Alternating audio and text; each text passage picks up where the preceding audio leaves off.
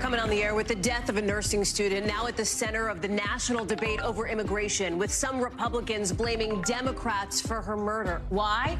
The lead suspect is undocumented. We're live on the University of Georgia campus and at the White House, covering every angle. Also tonight, a case before the Supreme Court that could change how you use the internet. Why there are so many questions tonight on whether our laws are actually catching up to technology or not.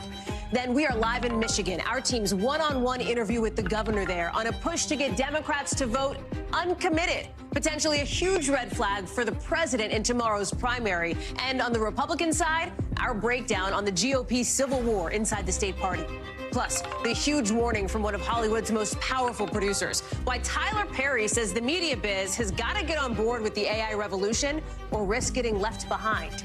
And in tonight's Newsmaker, the senator making a new move to protect access to IVF, something that's not just political, but personal. So can she get the support she needs from Republicans who say they oppose that controversial Alabama ruling? That's coming up later in the show. Hey there, I'm Hallie, and we are coming on the air tonight with new developments from Georgia to Washington to the border over immigration and national security, with some Republicans tonight pointing fingers at President Biden and his cabinet, blaming them for the death of a 22-year-old nursing student in Georgia after police said the suspect in her murder is an undocumented immigrant. We're learning more tonight about that suspect, with new documents showing he may have already had a criminal record while he was in the U.S. The 26-year-old is facing charges of felony murder, false imprisonment, kidnapping, being held now behind bars after he was denied bond over the weekend. The victim here, Laken Riley. Friends reported her missing last Thursday after she didn't come back from a jog on campus at the University of Georgia in Athens. About an hour later, her body was found on a trail in the woods, not far from where the suspect lived. Now, one Georgia GOP congressman saying in a statement, President Biden and the Homeland Security Secretary have blood on their hands. And the state's Republican governor, Brian Kemp, appearing in Athens today. Because of the White House's failures, every state, as I've said repeatedly, is now a border state. And Laken Riley's murder is just the latest proof of that. Big picture, the issue of immigration is top of mind for some Americans, including many Republicans, with the majority of Americans on both sides of the aisle now saying illegal immigration is a serious problem. President Biden announcing just today he's going to make a rare visit to the border on Thursday, the same day former President Trump is also expected to visit the southern border. We've got it covered from multiple angles tonight with Aaron Gilchrist at the White House, but I want to start with Marissa Para, who is live for us in Athens, Georgia. So give us some of the nuts and bolts of this case, what we're learning about this suspect, his past, and what you've been hearing as you've been on the ground there talking with students on campus. Hey, Hallie. Well, we'll start first with the new details that we're learning about the suspect. So Jose Antonio Ibarra, you'll remember initially police were describing him as a non-U.S. citizen. And since then, we've learned a lot more. Federal officials, ICE, telling us that Ibarra was someone that had been arrested at least twice. Once a couple of years ago along the border, he was arrested for trying to illegally enter the United States from Venezuela. This was in El Paso. And then again, last August, this was in New York. And he was arrested for potentially trying to endanger a minor, someone under the age of 17 years old. And then there was a separate arrest, not related to Laken Riley's murder, but his brother, Diego Ibarra, arrested and charged with possessing a fake green card. And Hallie, we learned that the same brother used that same green card to apply for a job as a dishwasher at the University of Georgia. And they ended up finding out that it was a fake green card. He ended up getting fired as a result. They said he had never gotten paid to begin with. But you can imagine, as you mentioned, all of this starting a political frenzy and firestorm over the topic of immigration. You mentioned some of what we've heard from conservatives like Governor Brian Kemp, like the local Congressman Mike Collins. And so when I've asked students on campus, I will mention we have seen some students reacting. We saw the Latino student groups talking about that rhetoric being harmful. But I think a lot of students, what they like to speak to, not really wanting to get into the politics of it here on campus. And we just finished attending a vigil, Hallie, and I think what everyone really wanted to talk about was, one, the sense of security, wanting to address security measures, a lot of them demanding. There's a petition with 25,000. I think that number has actually increased. Signatures on a petition to bring back blue lights on campus, and then really talking about the anxiety, the fear, especially female joggers and runners here saying we can't even run in peace. And so there's that aspect of it. But then, of course, here, the deep grief and mourning over a young life lost too soon. Take a listen. I used to walk there every morning, too. doesn't really feel like it would ever be unsafe at all. Having family who's going to get that call and like you're just scared and stuff like that, I feel so bad for the family. We have friends like in the sorority that she was in, and just to think that it's like somebody that people we know actually know is just like scary that it could be anyone. So, Hallie, I will say today was the first day of class since Thursday evening. Thursday, of course, being the day that Laken Riley was murdered. And so the first day of class, as you can sense there from what we just heard, really a sense of anxiety and, of course, grief. Hallie? And through it all, centering the life of this young woman who is gone too soon, Laken Riley. What are we hearing from those who loved her? Yeah, today at the vigil, I've been hearing from not just sorority members. She was an active member of the sorority here. She had transferred to Augusta University to study nursing. And Hallie, something I thought was really beautiful, and I've heard this from every single person who knew her, several of them only wanting to talk off camera here. But she went to study nursing. She loved the University of Georgia, but she only transferred because it was the only way she could study nursing. And it was a testament to who she was. She loved to help people, Hallie. And so she was pursuing a career in exactly that. Hallie? Marissa Parra, thank you very much for that, for the reporting. Lots of new developments on this story today. Let me bring in Aaron Gilchrist now, who's live for us at the White House, because, Aaron, as you heard Marissa talk about now, the University of Georgia, the death of this young nursing student is now front and center in what has become a political firestorm here. Immigration, we know, has been top of mind for voters, of course, in the Republican primary, but more broadly as well, as you're seeing in some of these numbers from Monmouth. Talk to me about the perspective from the White House here. Well, you're absolutely right. I mean, this is obviously something, an issue. The immigration issue is something that is top of mind for a lot of Americans, a lot of voters. And the White House has said that this has also been a major concern that the White House has had really since the beginning of the Biden administration, in steps and efforts that the president took to try to deal with the immigration problem at the southern border. As you noted earlier, Hallie, he is going to be traveling to the border in Texas, to Brownsville, Texas, on Thursday.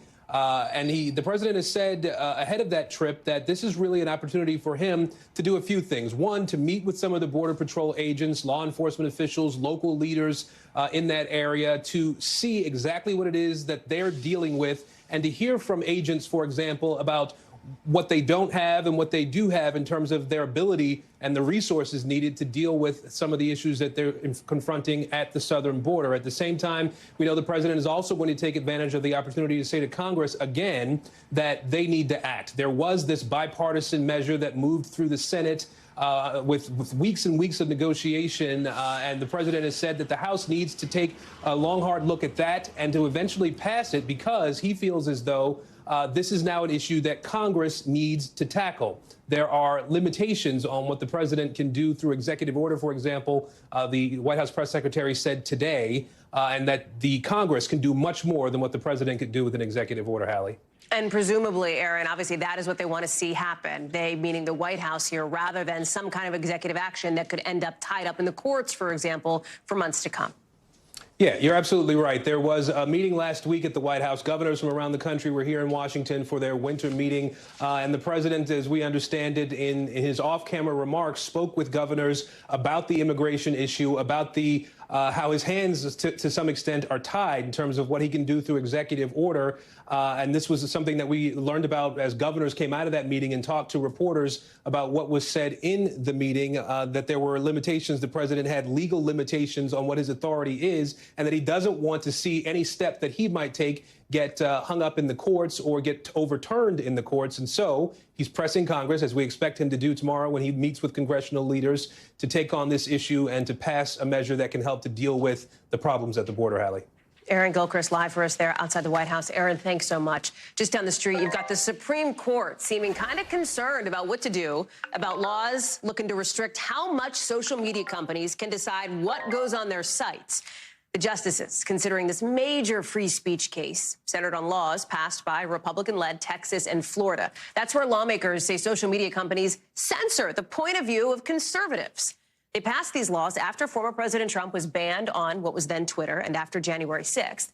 But some of those same big tech companies say these laws infringe on their free speech rights, I should say. It is thorny, right? It is complicated. These are big questions, but big picture, whatever ruling comes out of this could change how we all use the internet. With one of the justices pointing out what seems to be at the heart of so much of this, how our laws can struggle to keep up with technology that is constantly changing. I've been fortunate or unfortunate to have been here for most of the development of the internet. A little bit of a nod there from Justice Thomas. I want to bring in Ken Delaney now. Okay, Ken, nuts and bolts, right? What this is about, what's at stake? Yeah, this is a clash of values, Hallie. It's about what the social media companies actually are. And so after 4 hours of oral arguments, it was pretty clear that a majority of justices are skeptical of these two laws in Florida and Texas that seek to prohibit the social media companies from, in one case, banning politicians, and from in another case, essentially censoring any political content. These laws were both passed in response to the decision by Twitter and Facebook and other platforms to ban Donald Trump after his incendiary comments in relation to the January 6th riot. But the issues are larger. Conservatives are upset with social media platforms. They say they're being censored. But what the social media companies say is these laws impinge on their First Amendment right to moderate their content. And Justice Sam Alito asked one of the lawyers, isn't content moderation another word for censorship? And the lawyer said, actually, it's editorial discretion. And what experts have said is you don't want to see a world in which social media platforms have no say in what's on their platform, because that's going to be a really ugly world. At the same time, many of the justices did express some concern and worry about the role that these companies have in our discourse and, you know, who's making these decisions about what content is extreme and what content is acceptable. So then do one of my favorite things to do, Ken, which is read the tea leaves from the Supreme Court, because you're using words like showing concern, worried. We know they've been, quote unquote, grappling with this. What does that mean, right? What sense do we have as to how this is going to go on a potential ruling this summer, just a few months before the presidential election, by the way? Yeah, but based on what many of the justices said today, it's hard to imagine that they uphold these laws in Florida and Texas completely. But you can envision some kind of effort to compromise, some leaving open the doors to some kind of restrictions, some basic, because the issue is, it's one thing to ban a politician, but where does that end? I mean, can Facebook keep child exploitation material off of its platform? Can it keep pornography? Can it keep like neo-Nazi propaganda? That's the real concern is, these companies want to be able to regulate content because they say it will be an ugly world if they don't do that. Ken Delaney, and thank you very much for that. Lots to watch. We are just learning tonight exactly who that active duty airman in the Air Force was who set himself on fire outside the Israeli embassy here in D.C., apparently to protest the Israel-Hamas war and the U.S.'s role in it. 25-year-old Aaron Bushnell. He streamed it all online, yelling "Free Palestine" before he collapsed on the ground. He was rushed to the hospital where he later died. The Pentagon late today calling his death tragic. It's not just this incident. A protester was seriously hurt after lighting himself on fire outside the Israeli consulate in Atlanta back in December. And this particular kind of protest is not new. A Buddhist monk back during the Vietnam War famously lit himself on fire. In a graphic image that you see here, it rocketed around the world at the time. In recent years, hundreds of people have committed what's called self-immolation in Tibet in a stance against Chinese rule. I want to bring in Courtney Kuby. Courtney, what else are we learning about what happened here, this member of the Air Force, and the bigger picture? Yeah, so his name is Aaron Bushnell. He was 25 years old. He was based out of San Antonio, Texas for the U.S. Air Force. He was on active duty, as you mentioned, Hallie, and he worked in an intelligence unit. And you mentioned these previous times where we've seen this similar form of what you may call an extreme protest, the self-immolation.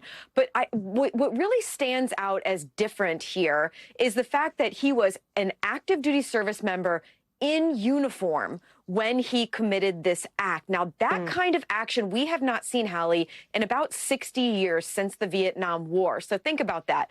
During the wars in Iraq, the wars in Afghanistan, we did not see this sort of again, what today many people are calling an extreme protest. So that is what makes this so significant. Now, as you mentioned, we heard from the Pentagon today, really no details. They expressed their condolences and said it's under investigation, but that's about all that we have heard.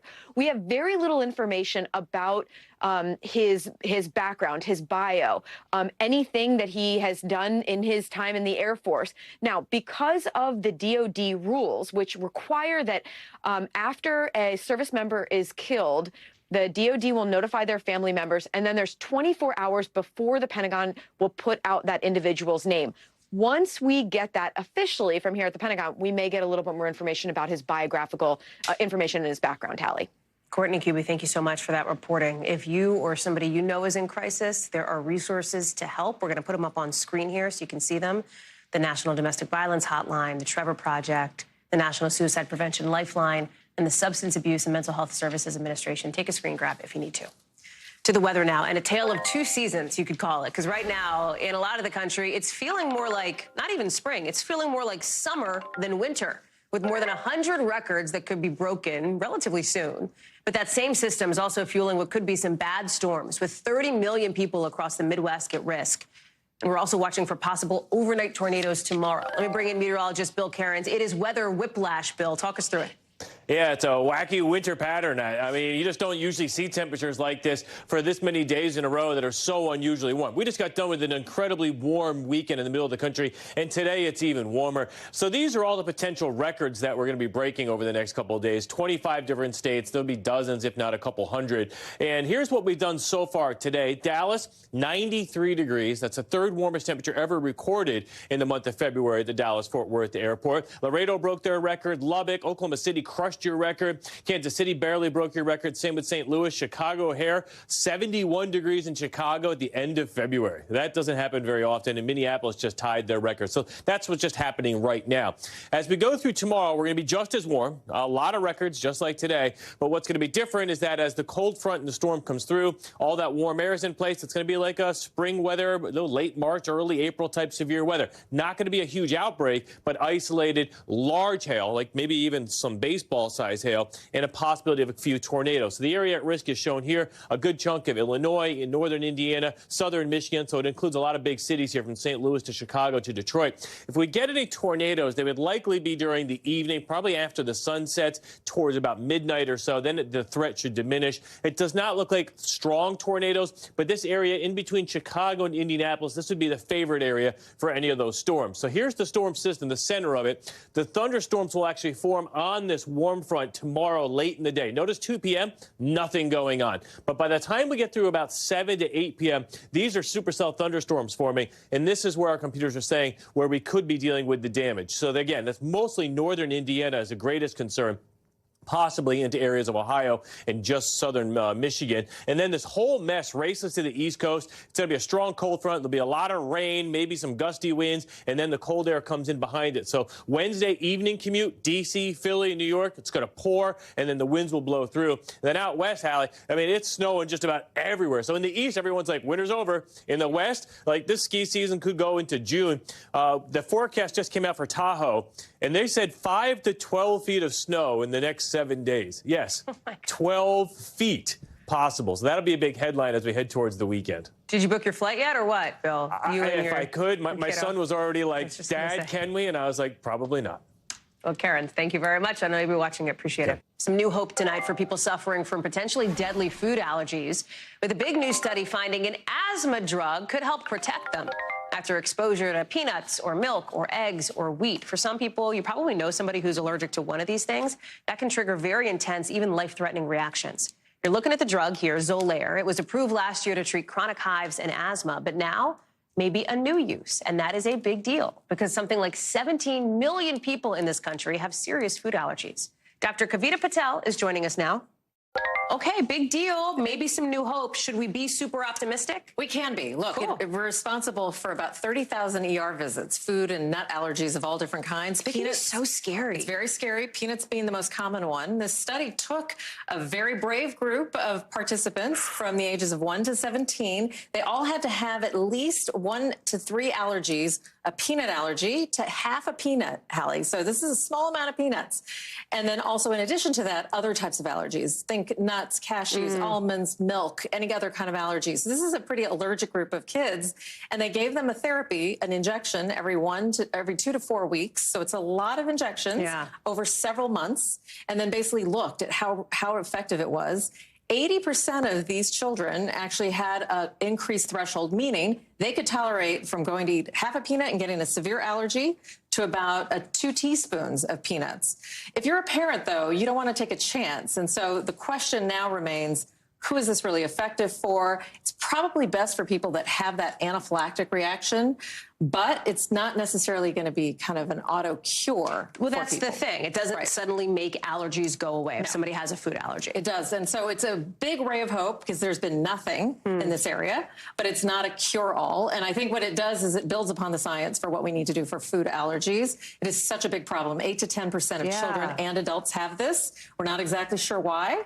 But here we have now some clues that allergy and asthma medications have something in common with food allergies. How'd they even figure out in the first place that maybe Xolair could be used for this kind of thing? So IgE, it's an immunoglobulin that's naturally kind of protective when you do have asthma. It's something that our bodies develop. They found that this kind of immune-mediated reaction that you see for asthma, which works really well, that therapy, lo and behold, they found that it works with food allergies because it's a type of allergy. I think what everyone's looking for, though, is that we see so many of these food allergies.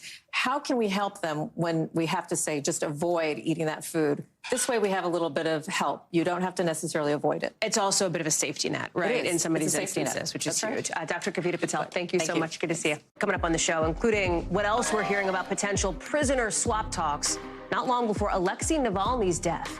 Plus, what police in Grenada say they think happened to that missing couple from Virginia whose yacht was hijacked. That's coming up.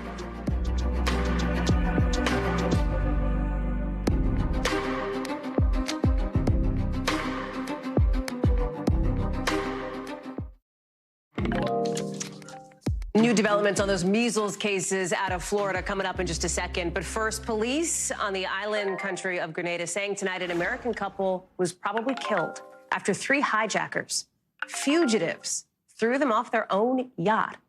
For now, officials there are still searching, with one of the couple's sons telling our NBC station in Washington they're holding out hope.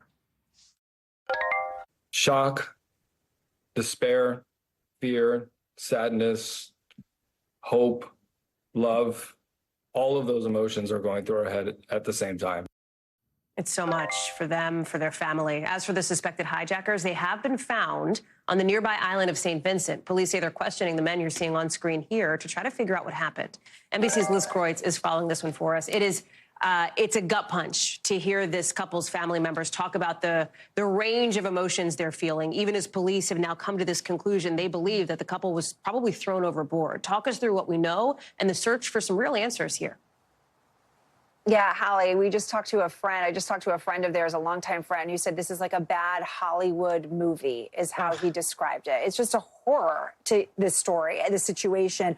What we know is that this couple, Kathy and Ralph, they're a retired couple from Virginia. They've been living on their yacht in the Caribbean for 10 years now, and they were sailing around the islands. They were anchored off the coast of Grenada. This happened on Sunday, February 18th. That is the last that anybody had heard of them, and that is the same exact day that those 3 escaped prisoners got out of their holding cell. They're believed to have been anchored off the coast. These 3 men escaped from prison, somehow made their way to that yacht, targeted them, and then their sons, the couple's sons, believe that some violent altercation took place, because in that interview they did with our local affiliate in Washington, D.C., they described how there was blood found on the yacht. There were items found strewn everywhere, indicating there was some altercation. Then a few days later, the yacht was found nearby in St. Vincent by a Good Samaritan, but the couple nowhere to be found. They have not been found now for almost 10 days. Unfortunately, authorities are presuming the worst, that they have died. Here is what some more of what the sons had to say. Take a listen. Having that safety and security taken away from them abruptly and have them attacked and where they live is just, it's unimaginable. We just feel like this is something that is completely unexpected, and wrapping our brains around it and trying to understand a senseless act of violence.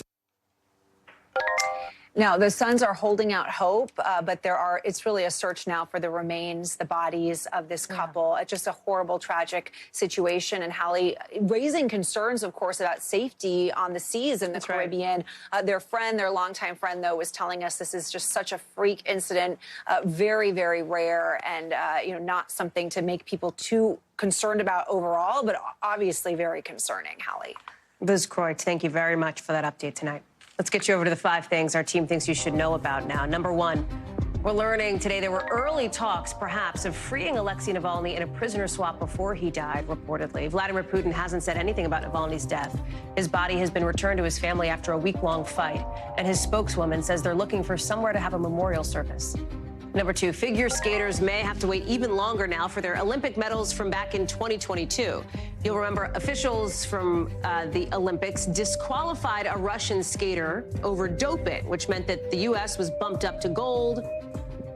Russia and Canada are now appealing. Russia wants the gold back, and Canada says it should get bronze. We don't know when a hearing will happen.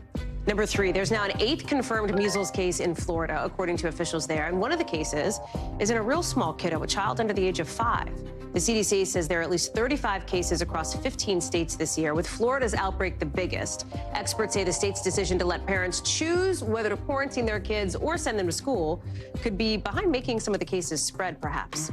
Number 4, AT&T says it'll give thousands of customers a credit after that massive outage last week, affecting tens of thousands of people and prompting an FCC investigation. How much for the credit? $5. AT&T says the outage was caused by an incorrect process, their words, and not a cyber attack. They're trying to make sure something similar doesn't happen again. So $5, maybe in the mail to you. Number 5, a new study finding poison center calls from young people over magic mushrooms has spiked now that several states and cities have decriminalized psilocybin. Researchers say calls more than tripled among teens, more than doubled among people ages 20 to 25. When we come back, why what happens in Michigan's primary tomorrow could be maybe a make-or-break signal for President Biden come November. Plus, what the Air Force Academy is doing about a wildfire spreading on its grounds. Look at that. That's next.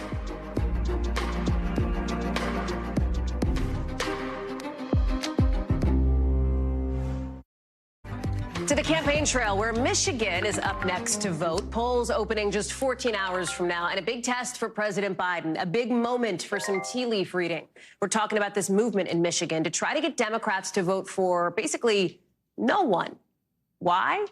To protest how President Biden's handling the Israel-Hamas war. There's this move to get people to vote uncommitted instead of voting for President Biden to send a message to the White House.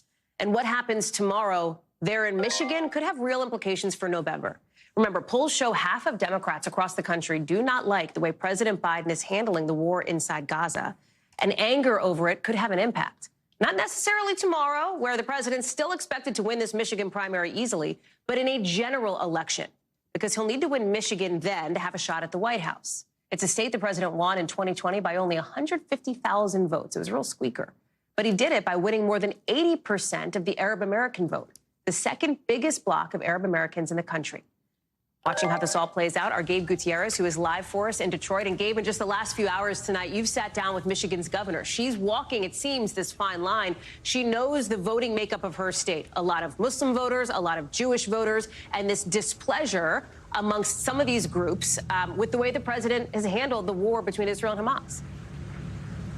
Yeah, Hallie, that's certainly a very fine line to walk, and Governor Gretchen Whitmer has been trying to walk that line for the last several months, ever since the Israel-Hamas war broke out. You mentioned the huge Arab American population here in Michigan, and so tomorrow's primary will be huge and very high stakes, not just because certainly President Biden will win here, but the question is by how much and how many uncommitted votes might we see? Take a listen to what the governor had to say about that.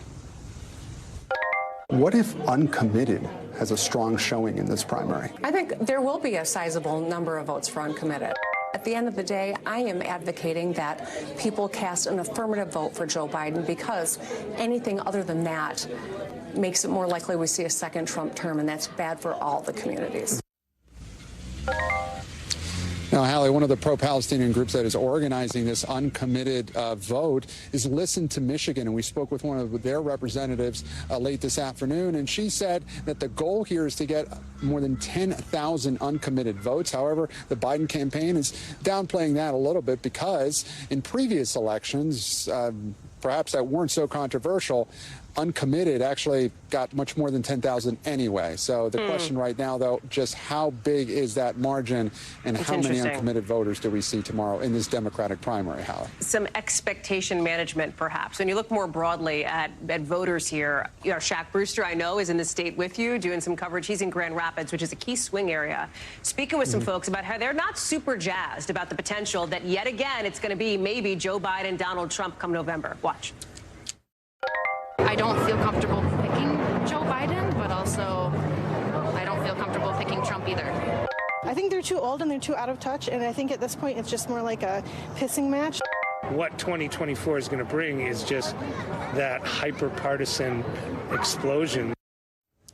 I mean, listen, you heard one of the voters there talking about something we hear a lot about in polling that I've heard about on the campaign trail. I know you have too, and that is the age issue. I wonder how you've been hearing about that in Michigan, especially from the governor. Yeah, Hallie, Governor Whitmer has heard that a lot over the last couple of months. She has heard the chatter, and I asked her, you know, what she would say to voters who might want a younger candidate like herself to replace President Biden, and she shot back pretty much immediately. She said that the train has left the station and to get on board. Listen. What do you say to voters who are concerned about the president's age? You know what? I say that this president has gotten more accomplished in 4 years than most of his predecessors. And I have every confidence in his ability to serve out a full second term. So, Hallie, certainly the Biden campaign faces challenges in Michigan regarding the Israel-Hamas war, but Governor Whitmer hopes that the issue of reproductive rights and Republicans now distancing themselves from that Alabama ruling, the campaign and Governor Whitmer plan to hit that message hard in the coming months, Hallie. We'll talk about that Alabama ruling a little bit later on in the show. Gabe Gutierrez live for us where the sun is setting in Detroit. Thank you so much. So that's the Democrats, the lay of the land for them. Now let's talk about the Republicans in Michigan with Nikki Haley also in that state today, pushing on, pushing forward after that loss in her home state of South Carolina. It's even after one of her big billionaire donors is saying basically, thank you, next, pivoting towards Senate candidates instead. Haley wants another shot to win delegates, but doing that in Michigan might get kind of confusing. Here's the breakdown. For Michigan Republicans, a tale of two conventions with plenty of drama. Voters in Tuesday's GOP primary will only determine 16 delegates, not even half of the 55 in play. The rest of the delegates set to be picked at Saturday's state conventions. Yes, conventions, plural. Why? Partly because Democrats wanted their primary in February, moving it up after Joe Biden's key win there in 2020. But Michigan's Republicans wanted to keep theirs in March, coming up with this hybrid model. Here's where things get messy, because two people say they're the Republican leader in Michigan. Former Congressman Pete Hoekstra and Christina Caramo, picked to run the party at first, then ousted over her handling of it. But so far, Caramo refuses to leave. Both have their own websites, their own loyalists, and now their own conventions.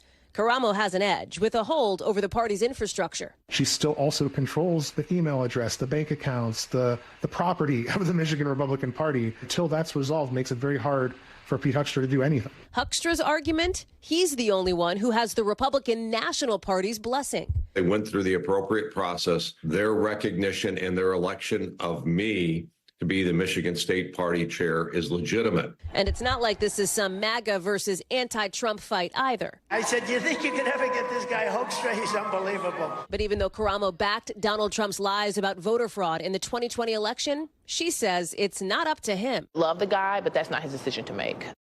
Right now, there's a court case that could wrap up all of this week, turning all that infrastructure over to Hoekstra, but it's not clear if they're going to rule in time. Also not clear which of these dueling conventions is the RNC going to see as legit? As of this moment, they still haven't told NBC News. We'll keep you posted. NBC covers hundreds of other stories every day. And because it can be tough to read or watch or listen to them all, our bureau teams have done it for you. This is what they tell us is going down in their regions in a segment we call The Local. Out of our Midwest Bureau, dozens of students walking out of a high school in Oklahoma today to protest what they say is a culture of bullying with little accountability. They believe that led to the death of their classmate, Nex Benedict. Remember, we've talked about them here on the show. Benedict died a day after a fight in the school's bathroom, saying 3 students jumped them after they threw water on them for making fun of the way they dressed. The school did not immediately respond to a request for comment on those claims, but says it supports students' rights to demonstrate. Out of our Western Bureau, officials in Colorado releasing new video of a big fire at the Air Force Academy. The fire department says it's about 20% contained, that there's no threat to the public. But the academy is closed to visitors. They're canceling medical appointments. Look at that. No word yet on what started it. Also out of our Western Bureau, some folks in downtown Seattle are pretty ticked off at the local Ross store. Why? It's been blasting music 24/7 since before Christmas to try to help stop crime in the area. But people who live there say it's not working, and it's also against the sound ordinances in the city. Seattle police, Ross, neither have responded to NBC's request for comment. Coming up, why Tyler Perry's blaming tech for the pause on his $800 million studio expansion. That plus the future of AI coming up in just a sec.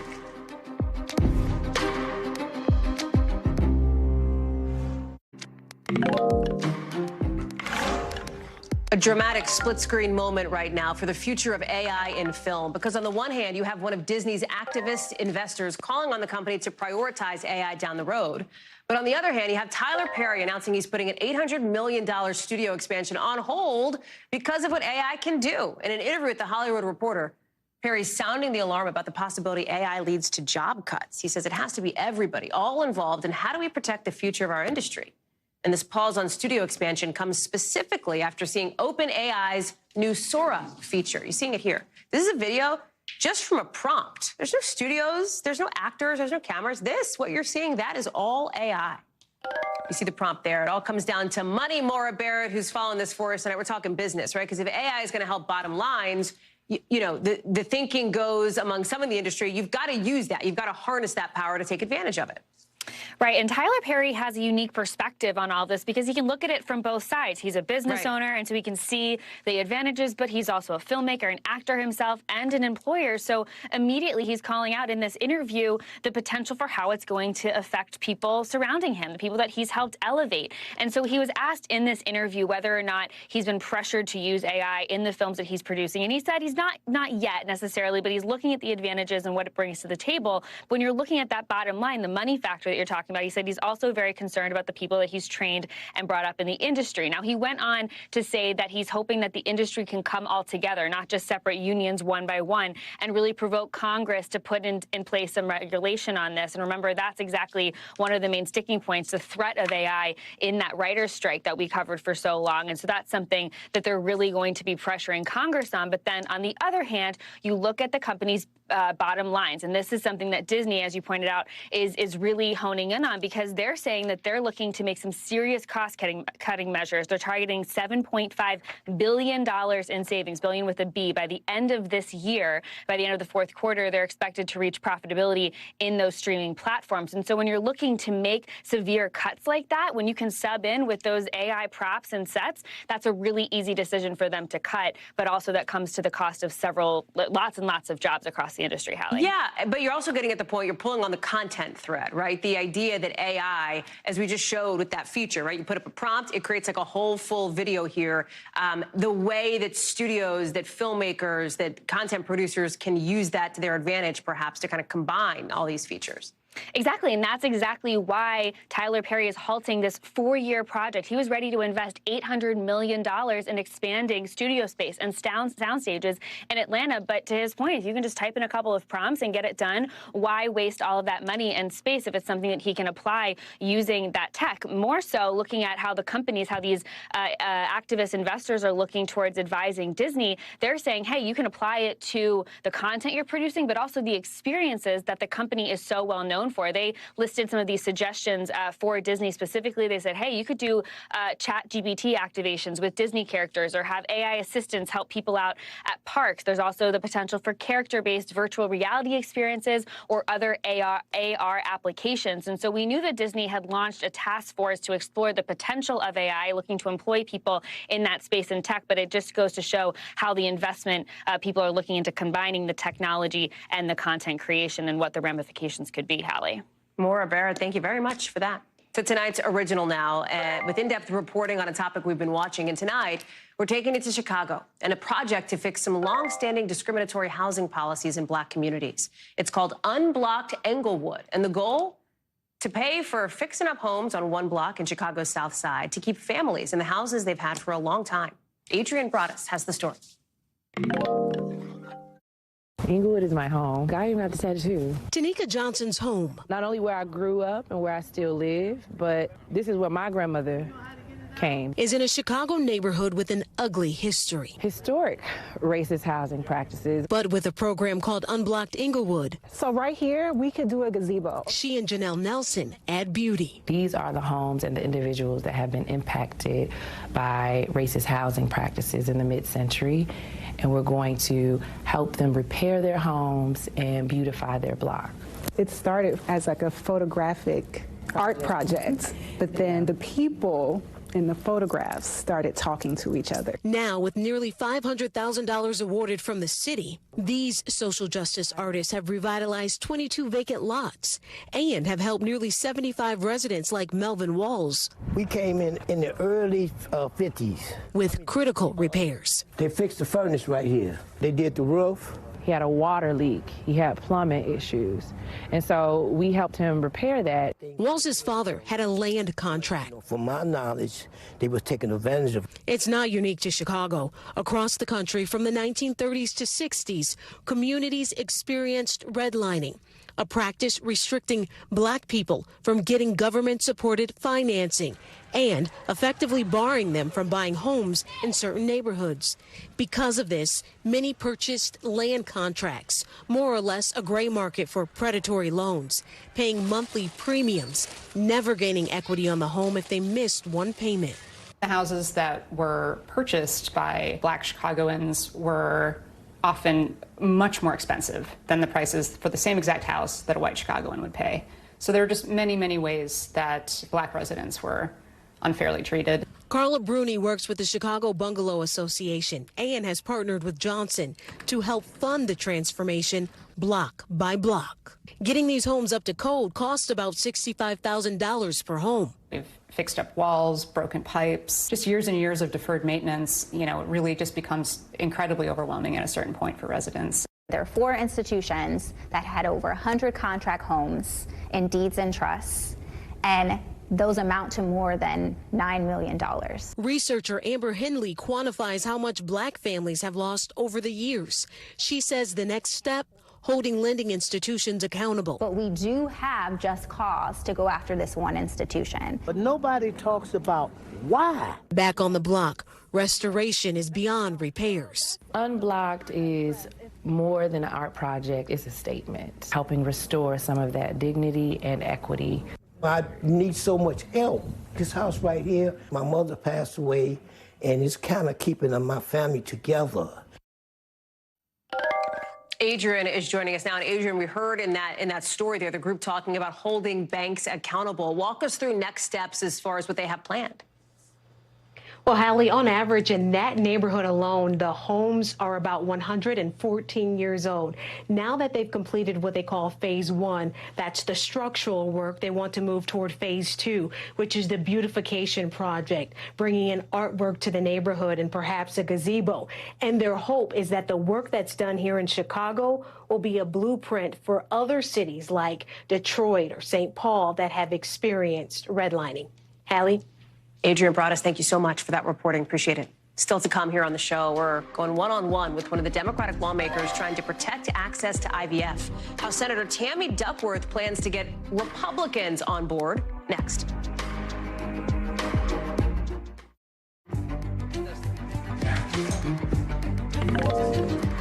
The Alabama Attorney General announcing an investigation tonight into an explosive device that blew up outside his office in Montgomery Saturday. He says nobody was hurt, but it's just the latest flashpoint after that controversial ruling from Alabama's Supreme Court that frozen embryos should be considered children.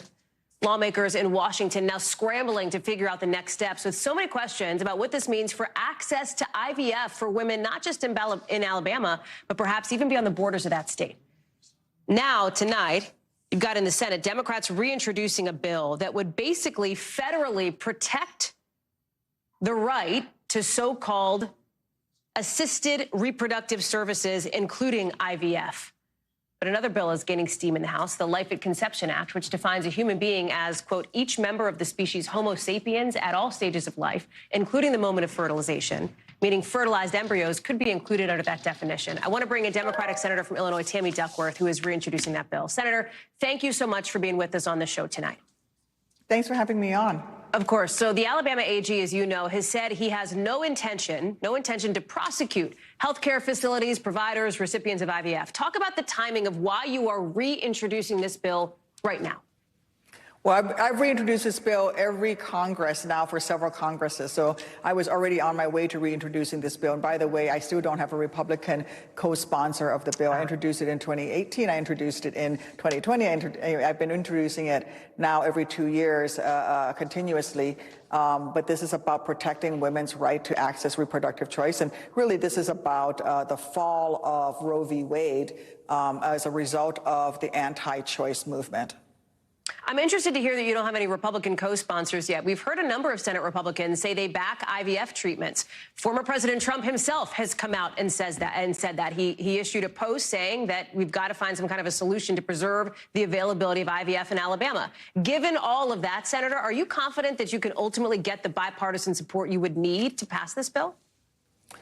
Well, we'll see if they'll vote for it on the floor, but I wouldn't trust Donald Trump with anything that he says, especially if he says that he supports IVF, when he's literally spent years packing the Supreme Court with a far-right extremist Supreme Court that then struck down Roe v. Wade. We are here because Republicans have worked for decades to define a fertilized egg as a human being with more rights than a woman does. And so this is how we get to a point where doctors could be put in jail and convicted of manslaughter or murder because they discard, for example, a couple of fertilized eggs that are deemed non-viable through the IVF process. It's why women are sitting in parking lots in front of emergency rooms bleeding to death because the doctor says, hey, because of these anti-choice, these anti-abortion laws, I can't provide you a life-saving abortion until you are almost dead, and then you can come in through the emergency room. This is a natural progression from the move to overturn Roe v. Wade, and we find ourselves in a place where people who want to start a family like I did through IVF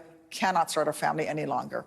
Can you talk about that piece of it? Because this is one of those issues that is not just political, it is very personal for you, as you're alluding to. You had your two daughters via IVF. Can you put into context how prospective parents may be feeling right now? Well, I struggled with infertility for over 10 years and went through IVF and went through a whole bunch of processes of fertility treatments to get to the point where we were able to finally, at 46, I was able to have my beautiful Abigail, my older daughter, and then I had my second daughter 2 weeks after I turned 50. And so it was this long process after my military service of struggling, trying to have a child, and just not being able to. And thank God for the miracle of IVF, and we were able to get there. And I've been working very hard to make sure that the VA, for example, provides fertility treatments for our veterans, and also that our military men and women can also have access to IVF. All that now, especially if you're stationed in the South, like in a place like Alabama, is moot because now their Supreme Court has decided that a fertilized egg has more rights than a human being mother would. This is all obviously against the backdrop of a presidential election year, as you well know. You're a co-chair of the Biden re-election campaign. Do you believe that this is going to be an issue like what we saw in 2022, the issue of reproductive rights, that mobilizes voters to the polls come November?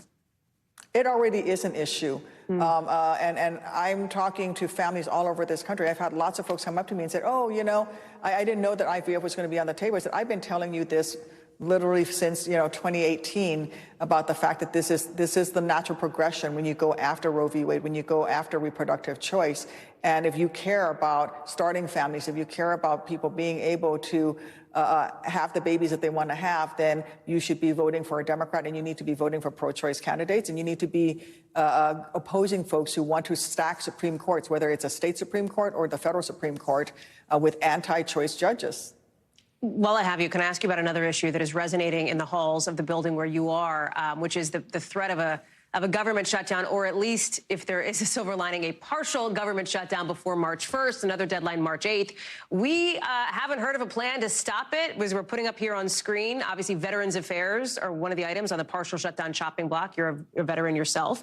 Do you have insight on what a plan is to try to prevent a partial shutdown? If it is something short term, like another continuing resolution or a kicking of the can down the road, is that something you would support? Well, I want to do whatever it takes to prevent a government shutdown, but we do need to pass the nation's budget. It's what, after all, we're here for. And maybe if the House comes back from the vacation that they're on this week, we can actually prevent a government shutdown from happening. Again, if we have to do a continuing resolution, then we can do that. But really, the responsible thing to do is to pass a budget so that the Defense Department can do what it needs to do, so that Homeland Security can protect our borders, so that Department of Veterans Affairs can serve our veterans. The best thing we can do is to pass a full budget. And we have those budgetary bills ready to go, but Republicans need to be willing to vote on them. Senator Tammy Duckworth, thank you so much for your time tonight on what I know is the start of a busy couple of weeks for you, as always, in Congress. Thank you, Senator. Good to see you. Thank you. That does it for us for this hour. We've got a lot more coverage picking up right now.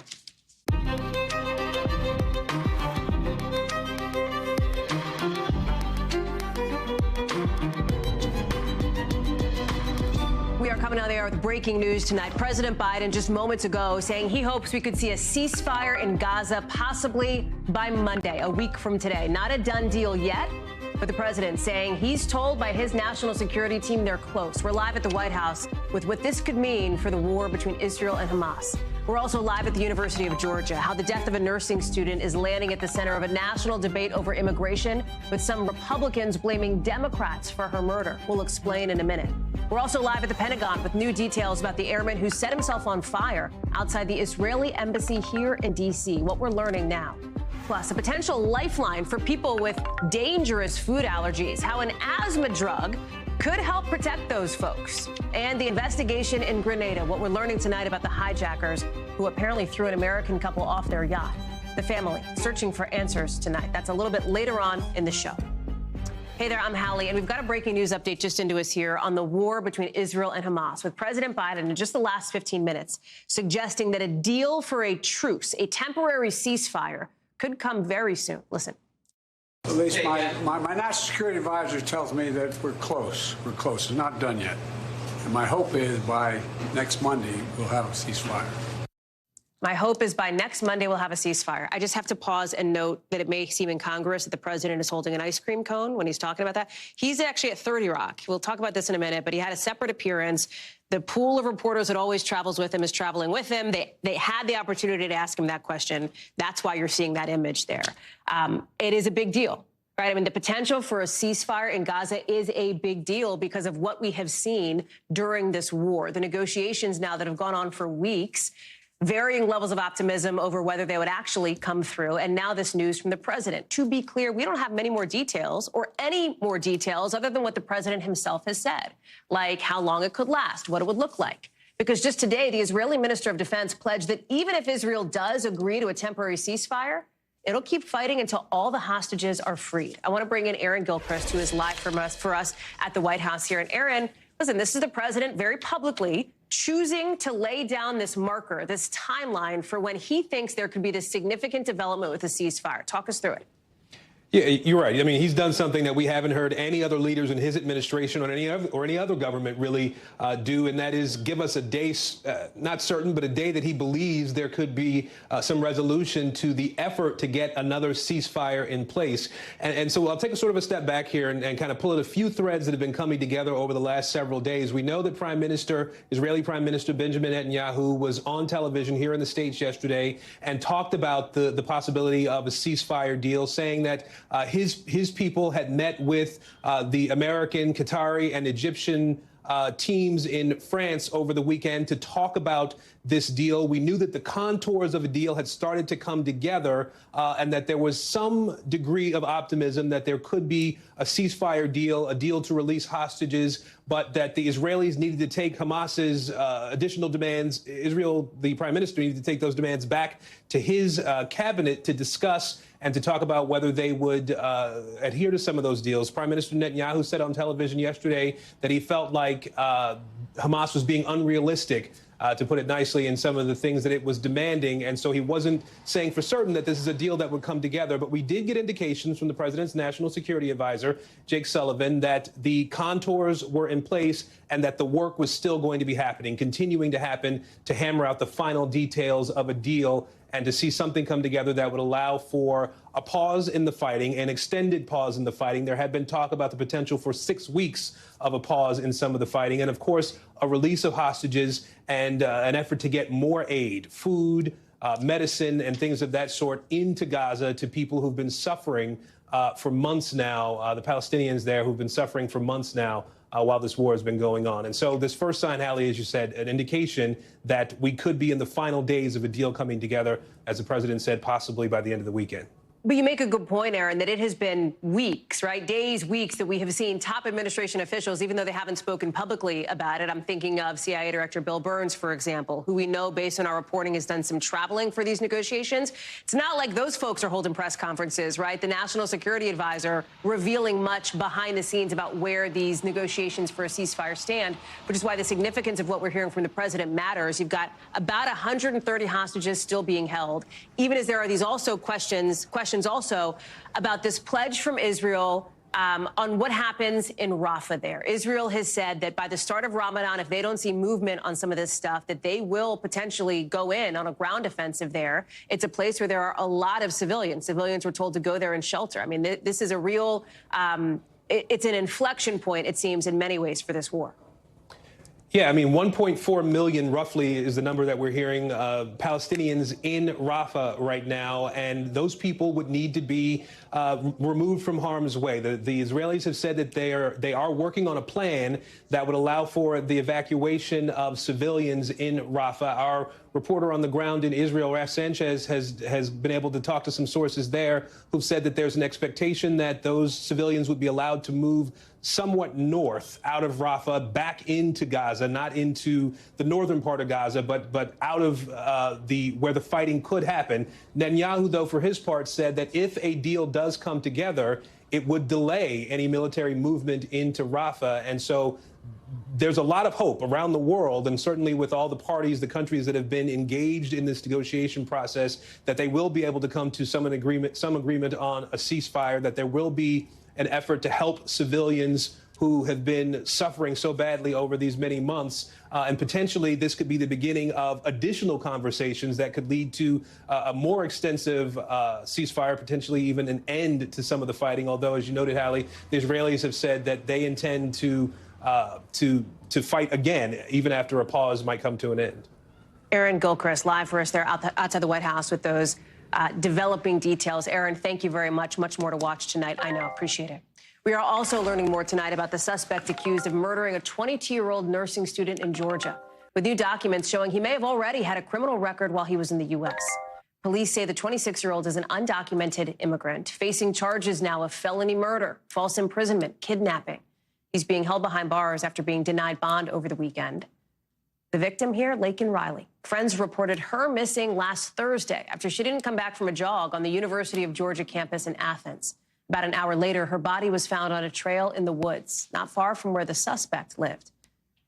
Now, one Georgia GOP congressman saying in a statement that President Biden and his Homeland Security Secretary have blood on their hands. They say the blood of Laken Riley is on the hands of President Biden. And the state's Republican governor, Brian Kemp, saying this in Athens today. Watch. Because of the White House's failures, every state, as I've said repeatedly, is now a border state. And Laken Riley's murder is just the latest proof of that. It's coming as President Biden is announcing just today that he is making a rare visit to the border Thursday, the same day former President Trump is also expected to visit the southern border. With Biden world saying, we welcome that split screen, according to one of two senior administration officials who tell NBC News that the president's trip Thursday is an opportunity, they feel, to draw more direct contrast between President Biden's immigration agenda and Mr. Trump's. With those officials telling NBC the president's been considering a trip to the southern border for weeks as a way to highlight his push to remind Americans that Republicans derailed a bipartisan border deal he was prepared to sign into law. Marissa Parra is joining us now. And Marissa, the story that you are covering there in Georgia has become the center of a broader flashpoint nationally that stretches from where I am in Washington down to the border. It is becoming a political issue for so many, in addition to, for the family, for the friends, for those who loved Laken Riley, a deeply emotional and personal one.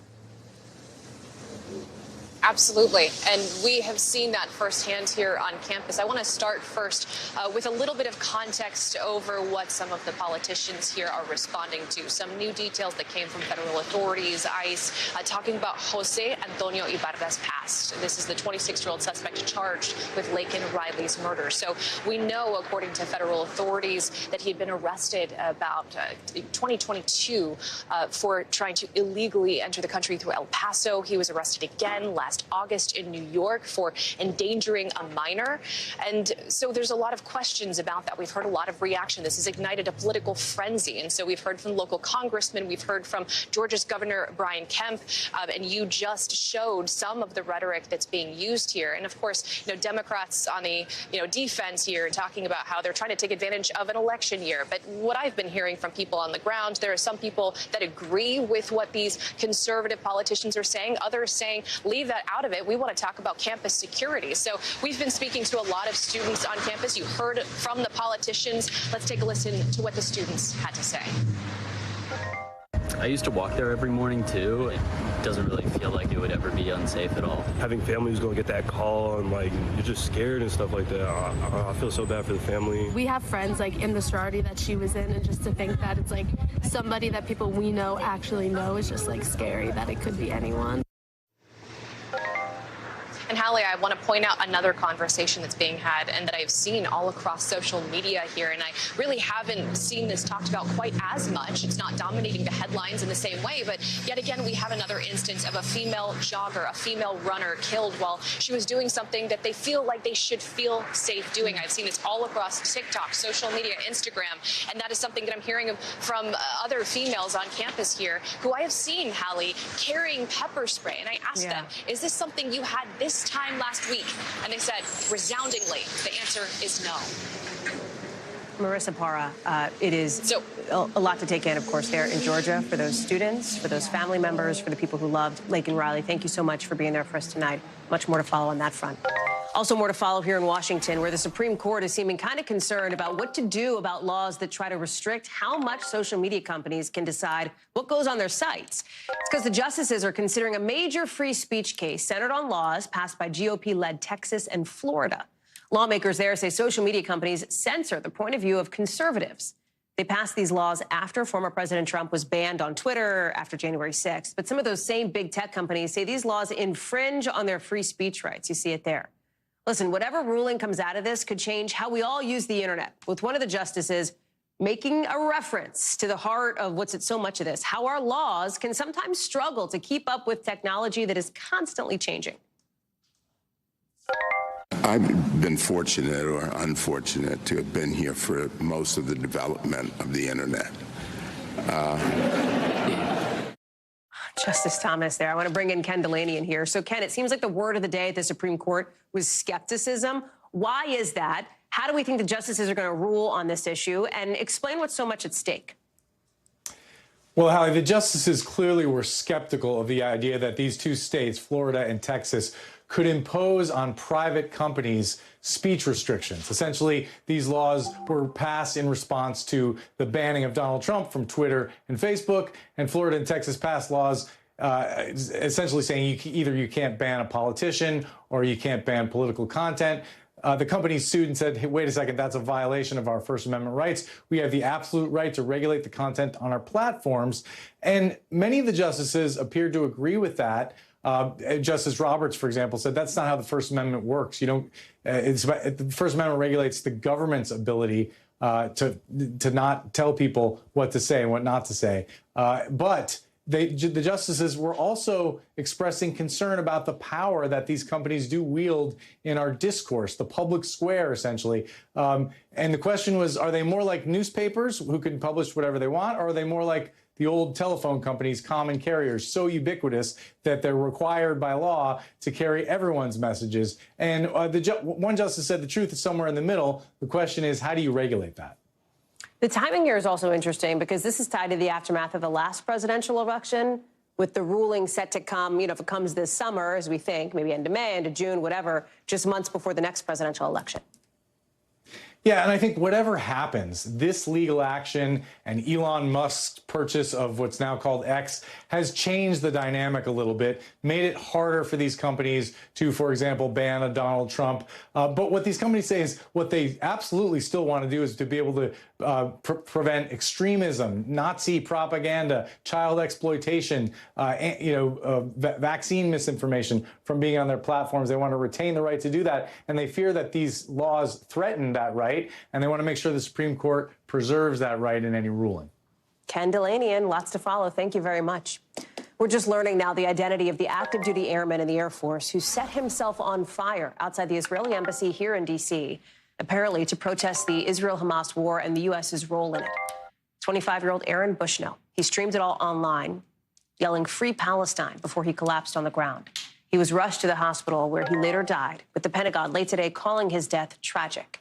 It's not just this incident. A protester was seriously hurt after lighting himself on fire outside the Israeli consulate in Atlanta back in December. And this particular kind of protest, it is not new. Back during the Vietnam War, a Buddhist monk lit himself on fire in a graphic image that rocketed around the world at the time. You see it here. And in recent years, hundreds of people have committed what's called self-immolation in Tibet in a stance against Chinese rule. Let's bring in Courtney Kuby now. Courtney, what else are we learning about what happened here, this member of the Air Force, and the bigger picture? Yeah, so his name is was Aaron Bushnell. He was 25 years old. He was based out of San Antonio, Texas, for the U.S. Air Force. He was on active duty, as you mentioned, Hallie, and he worked in an intelligence unit. And you mentioned these previous times where we've seen this similar form of what you may call an extreme protest, the self-immolation.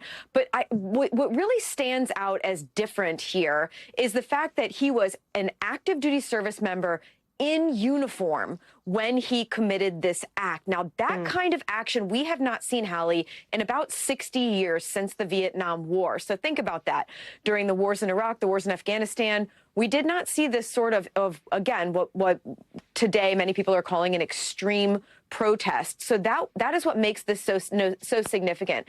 Now, as you mentioned, we heard from the Pentagon today, really no details. They expressed their condolences and said it's under investigation, but that's about all that we have heard. We have very little information about his background, his bio, anything that he has done in his time in the Air Force. Now, because of the DoD rules, which require that after a service member is killed, the DoD will notify their family members, and then there's 24 hours before the Pentagon will put out that individual's name. Once we get that officially from here at the Pentagon, we may get a little bit more information about his biographical information and his background, Hallie. Courtney Kuby, thank you so much for that reporting. If you or somebody you know is in crisis, there are resources to help. We're going to put them up on screen here so you can see them. The National Domestic Violence Hotline, the Trevor Project, the National Suicide Prevention Lifeline, and the Substance Abuse and Mental Health Services Administration. Take a screen grab if you need to. To the weather now, and a tale of two seasons, because right now in a lot of the country, it's feeling more like summer than winter. We've skipped over spring. More than 100 records could be broken in the next few days or so, but that same system is also fueling what could be some pretty bad storms. 30 million people across the Midwest are at risk, and we're also watching for possible overnight tornadoes tomorrow. I want to bring in meteorologist Bill Cairns, and on top of that, Bill, we're just learning about evacuations in Nebraska from a big grass fire there. Is that tied to this whiplash weather system? Yeah, 70 degrees. There's no snow. There's no ice on the ground. We have winds gusting up to 40 miles per hour, and this smoke plume extends for about 100 miles. Now, this is north of Interstate 80. If you've ever driven through Nebraska, if you know where North Platte is, this is north of there. The towns of Stapleton and Gendy have been evacuated. But you have to feel for the firefighters out there on this. You have 40-mile-per-hour winds. You can see how dry all of the vegetation is, and this is what they're dealing with. I can show you on the map kind of where this is located. So here's North Platte, and this is Interstate 80, and there's actually two plumes. So I can use my Doppler radar to show more than just rain or snow. In this case, it's actually picking up the fine particulates in the air from the smoke, the plumes. So there's two fires. This is where Stapleton is that's being evacuated, and you can see how far that smoke plume is going. So there's people all over the place on Interstate 80 looking to the north and just like, what's going on? It just looks like an apocalypse with all of the smoke. And right now, we still have about, not just Nebraska, but at least the fire conditions are ripe all the way from Texas northwards, and this will go right into tomorrow. And this is all with the really warm, gusty conditions. Typically, we get these grass fires. You know, March and April is kind of the middle of the plains grass fire season. But look at today. It's 80 degrees right now in Dodge City. It's 87 in Oklahoma City. We have wind advisories and wind warnings all through this region. It's very windy. Omaha's at 34. Denver's at 45. So that's why we're ripe for that. And as you mentioned, we do have a chance of severe weather tomorrow. About this time, Hallie, is when the storms will be forming and maybe even an isolated tornado or two. And this will bring an end to our unusually warm weather. Our summer in winter, we'll call it. Summer in winter. Bill Cairns, thank you very much. Appreciate that. Some new hope tonight for people suffering from potentially deadly food allergies, with a big new study finding an asthma drug could help protect them after exposure to peanuts or milk or eggs or wheat. For some people, you probably know somebody who's allergic to one of these things. That can trigger very intense, even life-threatening reactions. You're looking at the drug here, Xolair. It was approved last year to treat chronic hives and asthma, but now maybe a new use. And that is a big deal because something like 17 million people in this country have serious food allergies. Dr. Kavita Patel is joining us now. Okay, big deal. Maybe some new hope. Should we be super optimistic? We can be. Look, cool. We're responsible for about 30,000 ER visits, food and nut allergies of all different kinds. Peanuts, so scary. It's very scary. Peanuts being the most common one. This study took a very brave group of participants from the ages of 1 to 17. They all had to have at least 1 to 3 allergies, a peanut allergy to half a peanut, Hallie. So this is a small amount of peanuts. And then also, in addition to that, other types of allergies. Think nuts, cashews, almonds, milk, any other kind of allergies. So this is a pretty allergic group of kids. And they gave them a therapy, an injection, every 2 to 4 weeks. So it's a lot of injections over several months. And then basically looked at how effective it was. 80% of these children actually had an increased threshold, meaning they could tolerate from going to eat half a peanut and getting a severe allergy to about 2 teaspoons of peanuts. If you're a parent, though, you don't want to take a chance. And so the question now remains, who is this really effective for? It's probably best for people that have that anaphylactic reaction, but it's not necessarily going to be kind of an auto cure. Well, that's the thing. It doesn't suddenly make allergies go away if somebody has a food allergy. It does. And so it's a big ray of hope because there's been nothing in this area, but it's not a cure-all. And I think what it does is it builds upon the science for what we need to do for food allergies. It is such a big problem. 8 to 10% of children and adults have this. We're not exactly sure why. But here we have now some clues that allergy and asthma medications have something in common with food allergies. How'd they even figure out in the first place that maybe Xolair could be used for this kind of thing? So IgE, it's an immunoglobulin that's naturally kind of protective when you do have asthma. It's something that our bodies develop. They found that this kind of immune-mediated reaction that you see for asthma, which works really well, that therapy, lo and behold, they found that it works with food allergies because it's a type of allergy. I think what everyone's looking for, though, is that we see so many of these food allergies. How can we help them when we have to say just avoid eating that food? This way we have a little bit of help. You don't have to necessarily avoid it. It's also a bit of a safety net, right? In some of these instances, which is huge. Dr. Kavita Patel, thank you so much. Good to see you. Got a lot more coming up here on the show, including a new report out tonight on those horse deaths last summer at Saratoga. What officials say could have played a role. Plus, why the Pope is canceling meetings for the second time in 3 days. That's coming up. Stay with us.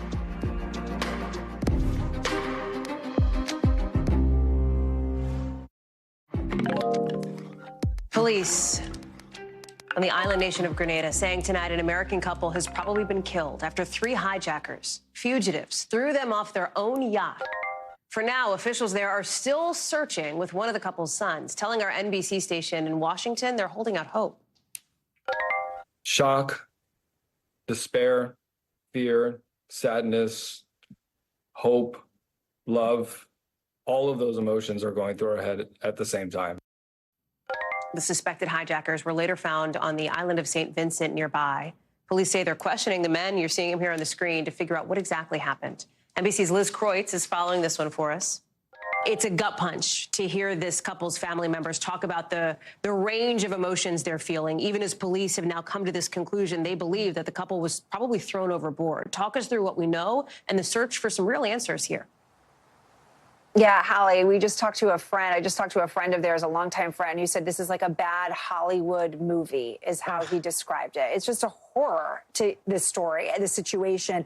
What we know is that this couple, Kathy and Ralph, they're a retired couple from Virginia. They've been living on their yacht in the Caribbean for 10 years now, and they were sailing around the islands. They were anchored off the coast of Grenada. This happened on Sunday, February 18th. That is the last that anybody had heard of them, and that is the same exact day that those 3 escaped prisoners got out of their holding cell. They're believed to have been anchored off the coast. These 3 men escaped from prison, somehow made their way to that yacht, targeted them, and then their sons, the couple's sons, believe that some violent altercation took place, because in that interview they did with our local affiliate in Washington, D.C., they described how there was blood found on the yacht. There were items found strewn everywhere, indicating there was some altercation. Then a few days later, the yacht was found nearby in St. Vincent by a Good Samaritan, but the couple nowhere to be found. They have not been found now for almost 10 days. Unfortunately, authorities are presuming the worst, that they have died. Here is what some more of what the sons had to say. Take a listen. Having that safety and security taken away from them abruptly and have them attacked in where they live is just, it's unimaginable. We just feel like this is something that is completely unexpected, and wrapping our brains around it and trying to understand a senseless act of violence.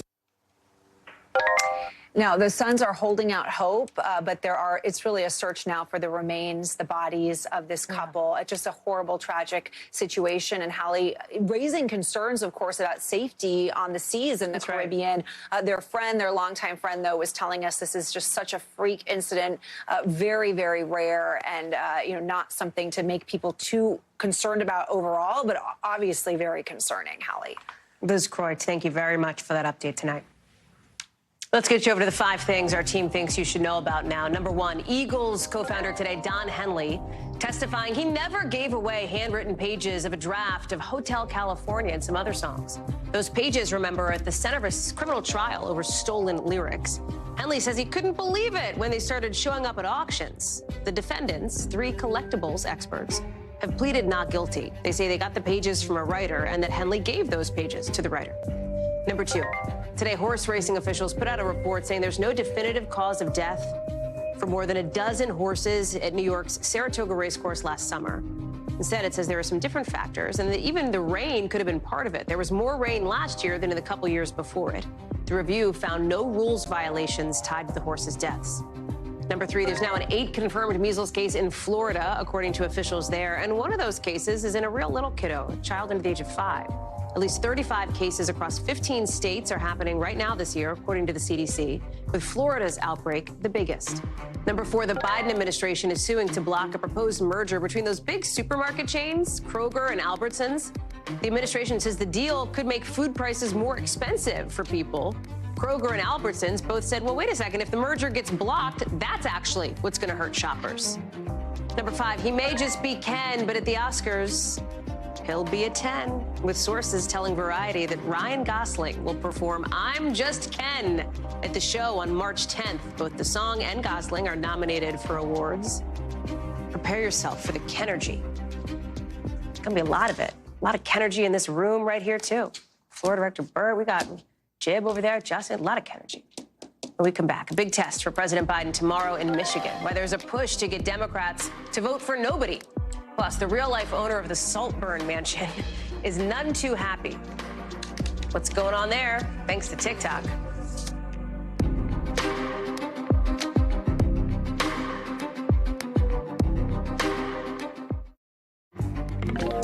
To the campaign trail now, where Michigan is next up to vote, with polls opening just 13 hours from now, and a big test for President Biden, a big moment for some tea leaf reading. We're talking about a movement to try to get Democrats to vote for basically no one to protest how the president's handling the Israel-Hamas war. There's this move to get people to vote uncommitted, right? You vote uncommitted instead of voting for President Biden. Whole point is to try to send the Biden team a message. And what happens tomorrow there in Michigan could have real implications for November. Now, remember, polls show that about half of Democrats all across the country disapprove of the way that President Biden has handled the war in Gaza. You see the numbers there. Anger over that could have an impact Not necessarily tomorrow. It's not like the president's at risk of losing the primary tomorrow because of this uncommitted push. The question is what happens in a general election, because he's going to need people in Michigan to show up and vote for him if he wants a shot at the White House. This is a state the president won in 2020 by only 150,000 votes, but he won it by getting more than 80% of the Arab American vote, the second biggest bloc of Arab Americans in the country. Our Gabe Gutierrez asked the state's governor, Gretchen Whitmer, what she thinks about this whole push for the uncommitted. Watch. What if uncommitted has a strong showing in this primary? I think there will be a sizable number of votes for uncommitted. At the end of the day, I am advocating that people cast an affirmative vote for Joe Biden, because anything other than that makes it more likely we see a second Trump term, and that's bad for all the communities. Shaq Brewster is live for us in Grand Rapids, Michigan. So, Shaq, you've been out there, you've been talking with people. What are they telling you about the potential for a whole lot of uncommitted votes tomorrow? Yay or nay? Well, it depends on where in the state you're having those conversations. Fair. When you're here on the western side of the state, I'll say, frankly, you haven't heard that come up. Many people saying they haven't heard of this campaign, but you go to the Detroit area, you hear the Dearborn, talk to folks in the Dearborn area, and they see this all around. And I talked to the group, the Listen to Michigan group that's been organizing this. They admit this is a grassroots organization that they're trying to have. They say that they've been relying on volunteers to phone bank, to text bank, that they've been literally standing outside of Sam's Clubs and Costco's to try to get the word out. They say in a memo this morning that they want about 10,000 votes, that's their goal, but they have no way of measuring how closely they'll get to that. But again, this is a primary. Overall turnout is expected to be relatively low, and you heard Governor Whitmer there say that the support for that protest movement could be sizable, so it remains to be seen what ultimately happens once those votes start coming in, Hallie. You talked about where it matters where in the state you are, because Michigan is, made up of a lot of interesting spots here. Some of those spots swing more towards, former President Trump. Some swing more towards President Biden here. Where you are seems to be leaning more Dem, but maybe not for good. Right, and the thing is, it shifted that way over time. Kent County has been a place that has been a reliably Republican area in Michigan, a reliably Republican county here. But in 2016, you saw then President Biden, or candidate Biden, win by just 3 percentage points, and then, or excuse me, Trump win by 3 percentage points, and then Biden flipped it in 2020 as he flipped the state. So when you talk to voters here who are known to be swing, more moderate voters, they're not happy about what they're seeing out of that potential general election matchup. I want you to listen to some of the conversations we've been having with folks. I don't feel comfortable picking Joe Biden, but also I don't feel comfortable picking Trump either. I think they're too old and they're too out of touch, and I think at this point it's just more like a pissing match. What 2024 is going to bring is just that hyper-partisan explosion. And that sentiment is what Nikki Haley, who was here in Grand Rapids earlier today, has been trying to play into. As she hits and goes after Donald Trump, she ties Donald Trump to Joe Biden and says, essentially, the front runners are not likable. You don't want these people, so come and join me in my campaign. You see the challenges that she's been having as she's been trying to make that case, Hallie. Shaq Brewster live for us there in Grand Rapids. Shaq, it's good to see you. Thank you. Much more to come, I know, from you tomorrow. Appreciate it. That's the Democrats, right? That's the lay of the land for Dems. What about Republicans? Because Nikki Haley, she is also in Michigan today, pushing forward, insisting she will keep going in this race even after her loss in her home state of South Carolina. And even after one of her big billionaire donors is saying, basically, thank you next, pivoting towards Senate candidates instead. Haley would love another shot to win delegates tomorrow, but doing that in Michigan can get kind of confusing. Here's the breakdown.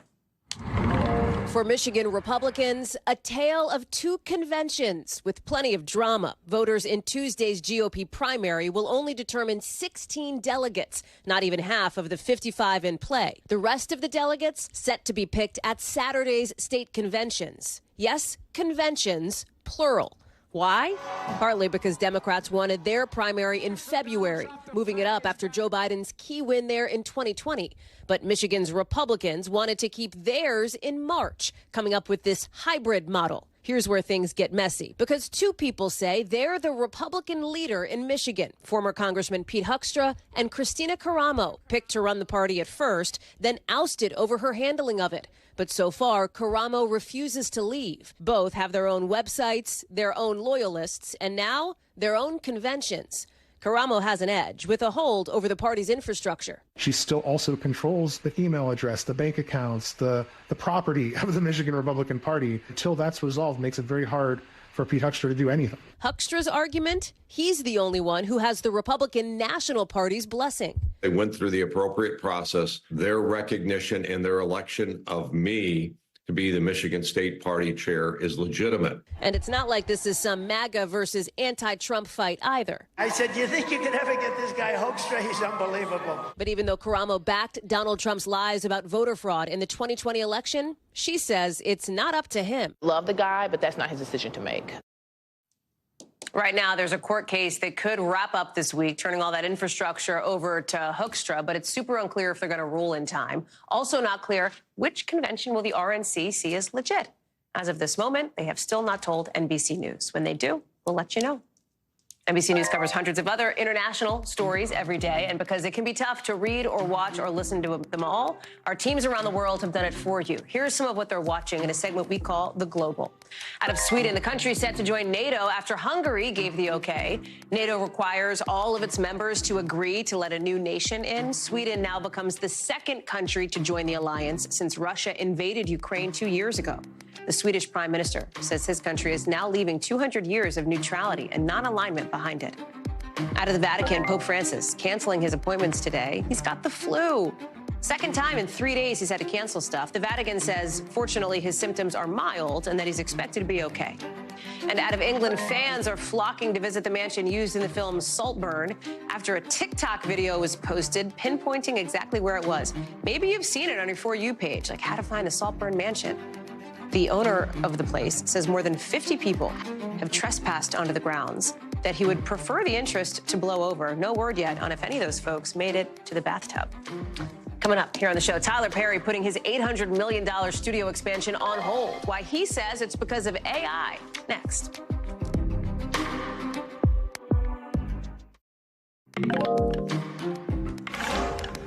A dramatic split-screen moment right now for the future of AI in film, because on the one hand, you have one of Disney's activist investors calling on the company to prioritize AI down the road. But on the other hand, you have Tyler Perry announcing he's putting an $800 million studio expansion on hold because of what AI can do. In an interview with The Hollywood Reporter, Perry's sounding the alarm about the possibility AI leads to job cuts. He says it has to be everybody, all involved, and how do we protect the future of our industry? And this pause on studio expansion comes specifically after seeing OpenAI's new Sora feature. You're seeing it here. This is a video just from a prompt. There's no studios, there's no actors, there's no cameras. This, what you're seeing, that is all AI. You see the prompt there. It all comes down to money. Maura Barrett, who's following this for us tonight, we're talking business, right? Because if AI is going to help bottom lines, you know, the thinking goes among some in the industry, you've got to use that. You've got to harness that power to take advantage of it. Right, and Tyler Perry has a unique perspective on all this because he can look at it from both sides. He's a business owner, and so he can see the advantages, but he's also a filmmaker, an actor himself, and an employer. So immediately he's calling out in this interview the potential for how it's going to affect people surrounding him, the people that he's helped elevate. And so he was asked in this interview whether or not he's been pressured to use AI in the films that he's producing. And he said he's not yet necessarily, but he's looking at the advantages and what it brings to the table. When you're looking at that bottom line, the money factor that you're talking about, he said he's also very concerned about the people that he's trained and brought up in the industry. Now, he went on to say that he's hoping that the industry can come all together, not just separate unions one by one, and really provoke Congress to put in place some regulation on this. And remember, that's exactly one of the main sticking points, the threat of AI in that writer's strike that we covered for so long. And so that's something that they're really going to be pressuring Congress on. But then on the other hand, you look at the company's bottom lines. And this is something that Disney, as you pointed out, is really honing in in on, because they're saying that they're looking to make some serious cost-cutting measures. They're targeting $7.5 billion in savings, billion with a B, by the end of this year. By the end of the fourth quarter, they're expected to reach profitability in those streaming platforms. And so when you're looking to make severe cuts like that, when you can sub in with those AI props and sets, that's a really easy decision for them to cut. But also that comes to the cost of lots and lots of jobs across the industry, Hallie. Yeah, but you're also getting at the point, you're pulling on the content thread, right? The idea that AI, as we just showed with that feature, right? You put up a prompt, it creates like a whole full video here. The way that studios, that filmmakers, that content producers can use that to their advantage, perhaps, to kind of combine all these features.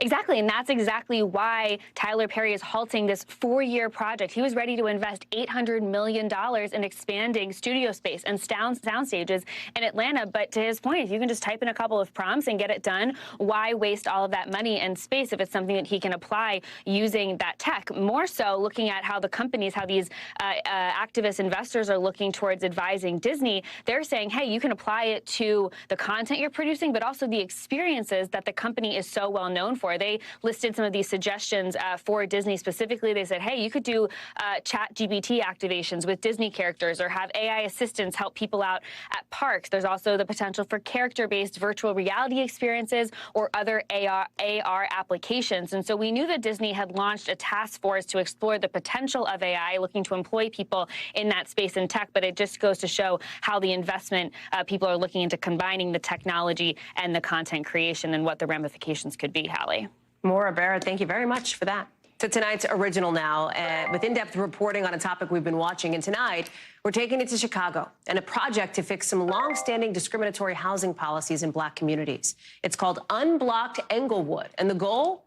To pay for fixing up homes on one block in Chicago's South Side to keep families in the houses they've had for a long time. Adrian Broaddus has the story.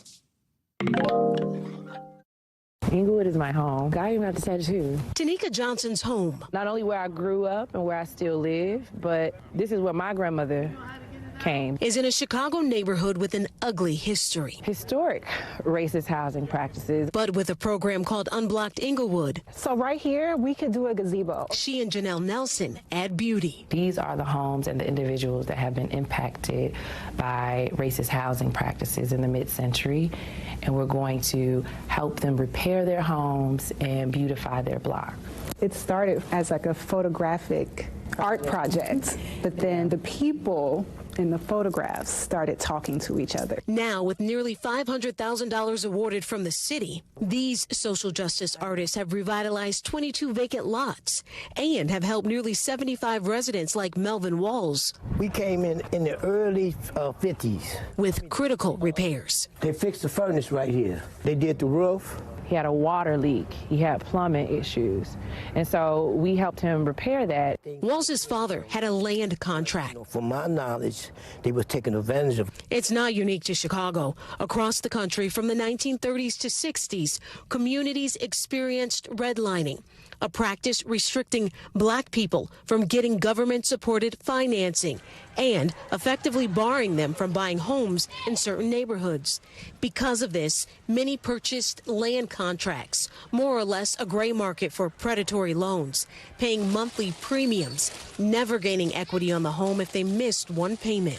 The houses that were purchased by Black Chicagoans were often much more expensive than the prices for the same exact house that a white Chicagoan would pay. So there are just many, many ways that Black residents were unfairly treated. Carla Bruni works with the Chicago Bungalow Association and has partnered with Johnson to help fund the transformation block by block. Getting these homes up to code cost about $65,000 per home. We've fixed up walls, broken pipes, just years and years of deferred maintenance. You know, it really just becomes incredibly overwhelming at a certain point for residents. There are 4 institutions that had over 100 contract homes in deeds and trusts, and those amount to more than $9 million. Researcher Amber Henley quantifies how much Black families have lost over the years. She says the next step, holding lending institutions accountable. But we do have just cause to go after this one institution. But nobody talks about why. Back on the block, restoration is beyond repairs. Unblocked is more than an art project. It's a statement, helping restore some of that dignity and equity. I need so much help. This house right here, my mother passed away, and it's kind of keeping my family together. Adrian is joining us now. And Adrian, we heard in that story there, the group talking about holding banks accountable. Walk us through next steps as far as what they have planned. Well, Hallie, on average in that neighborhood alone, the homes are about 114 years old. Now that they've completed what they call phase 1, that's the structural work, they want to move toward phase 2, which is the beautification project, bringing in artwork to the neighborhood and perhaps a gazebo. And their hope is that the work that's done here in Chicago will be a blueprint for other cities like Detroit or St. Paul that have experienced redlining. Hallie? Adrian Broaddus, thank you so much for that reporting. Appreciate it. Still to come here on the show, we're going one-on-one with one of the Democratic lawmakers trying to protect access to IVF. How Senator Tammy Duckworth plans to get Republicans on board next.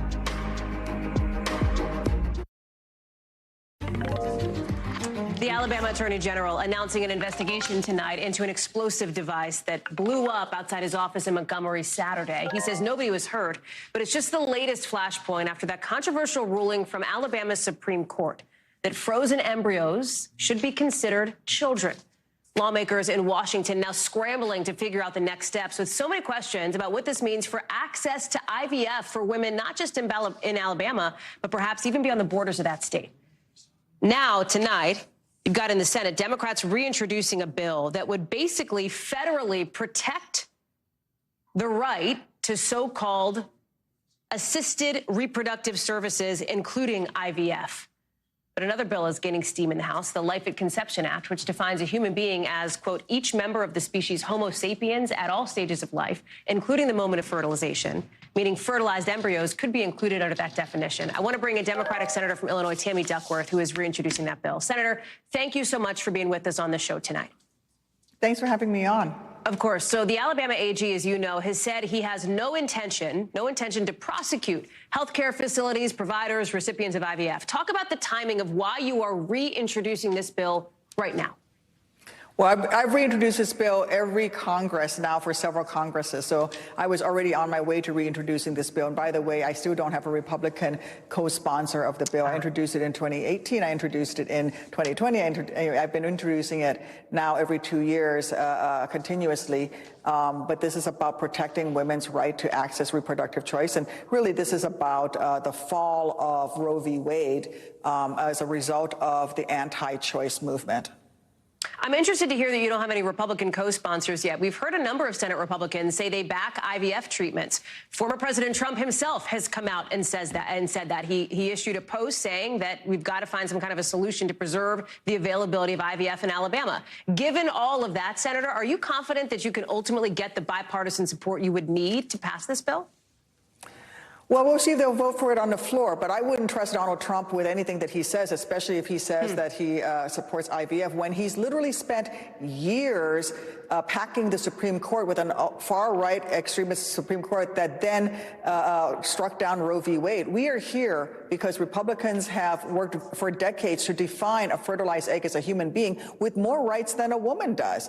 And so this is how we get to a point where doctors could be put in jail and convicted of manslaughter or murder because they discard, for example, a couple of fertilized eggs that are deemed non-viable through the IVF process. It's why women are sitting in parking lots in front of emergency rooms bleeding to death because the doctor says, hey, because of these anti-choice, these anti-abortion laws, I can't provide you a life-saving abortion until you are almost dead, and then you can come in through the emergency room. This is a natural progression from the move to overturn Roe v. Wade, and we find ourselves in a place where people who want to start a family like I did through IVF cannot start a family any longer.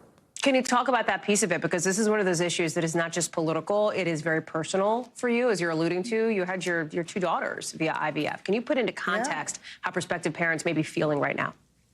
Well, I struggled with infertility for over 10 years and went through IVF and went through a whole bunch of processes of fertility treatments to get to the point where we were able to finally, at 46, I was able to have my beautiful Abigail, my older daughter, and then I had my second daughter 2 weeks after I turned 50. And so it was this long process after my military service of struggling, trying to have a child, and just not being able to. And thank God for the miracle of IVF, and we were able to get there. And I've been working very hard to make sure that the VA, for example, provides fertility treatments for our veterans, and also that our military men and women can also have access to IVF. All that now, especially if you're stationed in the South, like in a place like Alabama, is moot because now their Supreme Court has decided that a fertilized egg has more rights than a human being mother would. This is all obviously against the backdrop of a presidential election year, as you well know. You're a co-chair of the Biden re-election campaign. Do you believe that this is going to be an issue like what we saw in 2022, the issue of reproductive rights, that mobilizes voters to the polls come November?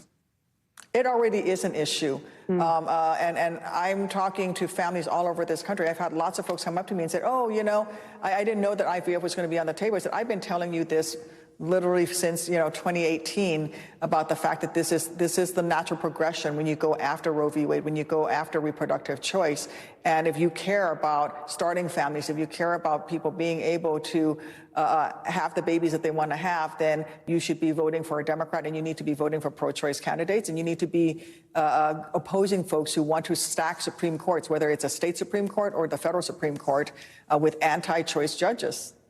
While I have you, can I ask you about another issue that is resonating in the halls of the building where you are, which is the threat of a government shutdown, or at least, if there is a silver lining, a partial government shutdown before March 1st, another deadline March 8th. We haven't heard of a plan to stop it, as we're putting up here on screen. Obviously, Veterans Affairs are one of the items on the partial shutdown chopping block. You're a veteran yourself. Do you have insight on what a plan is to try to prevent a partial shutdown? If it is something short term, like another continuing resolution or a kicking of the can down the road, is that something you would support? Well, I want to do whatever it takes to prevent a government shutdown, but we do need to pass the nation's budget. It's what, after all, we're here for. And maybe if the House comes back from the vacation that they're on this week, we can actually prevent a government shutdown from happening. Again, if we have to do a continuing resolution, then we can do that. But really, the responsible thing to do is to pass a budget so that the Defense Department can do what it needs to do, so that Homeland Security can protect our borders, so that Department of Veterans Affairs can serve our veterans. The best thing we can do is to pass a full budget. And we have those budgetary bills ready to go, but Republicans need to be willing to vote on them. Senator Tammy Duckworth, thank you so much for your time tonight on what I know is the start of a busy couple of weeks for you, as always, in Congress. Thank you, Senator. Good to see you. Thank you. That does it for us for this hour. We've got a lot more coverage picking up right now.